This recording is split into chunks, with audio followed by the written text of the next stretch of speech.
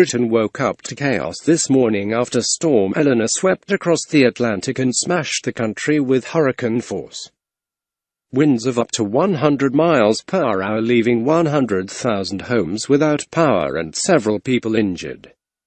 Flood warnings remain in place across the country following the storm, with torrential rain triggering danger to life warnings across Britain, which are expected to remain in place until 6 p.m. tonight. Lawyer Graham Kirk captured some astonishing footage of his plane coming in to land at London's City Airport this morning despite the strong winds. In the clip, the plane is repeatedly buffeted by Storm Eleanor. He wrote on Twitter, "LCY, where each flight today comes with a free roller coaster ride. Very sporting go around on today's BA 8705 from ED. Someone buy that captain a beer." A man was injured in Hensall, the Vale of Glamorgan, South Wales, when a tree fell on his car, the Welsh Ambulance Service said.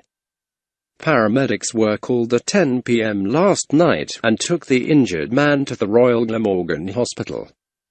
Overturned vehicles forced closures on the A1M, M6 and M5, where a recovery operation was underway to clear up the contents of a lorry left spilled on the road. While one driver was lucky to be alive after his lorry was blown off the M6 in Cumbria during high winds, and a helicopter rescue team bravely flew through winds of up to 80 miles per hour to get a pregnant woman to hospital. The Coast Guard team from Aberdyfi, Mid Wales, was forced to battle Storm Eleanor head-on after the woman went into premature labour.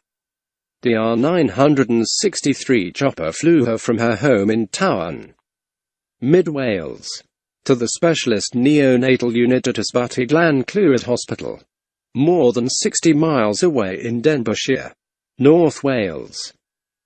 An object in the overhead lines between London Paddington and Hayes reduced the number of trains leaving the major hub, while power outages halted rail services between Letchworth Garden City and Cambridge, and 3 on the line caused major delays on London's Metropolitan line.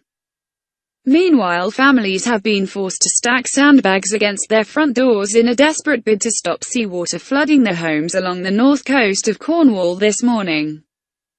Waves up to 30 feet high are overpowering coastal defences and swamping seaside towns and villages where many people are without electricity after trees brought down power lines. A yellow warning of wind remains active for all of England and Wales, most of Northern Ireland and the Scottish borders until 6 p.m. on Wednesday, after an amber warning was put in place for the early hours.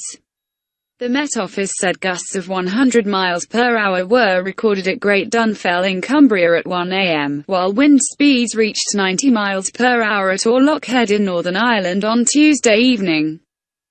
Gusts up to 89 miles per hour were recorded on the Isle of Wight at around midnight, while in Northolt, northwest London, speeds of up to 73 miles per hour were detected and 77 miles per hour gusts were recorded in High Bradfield, South Yorkshire.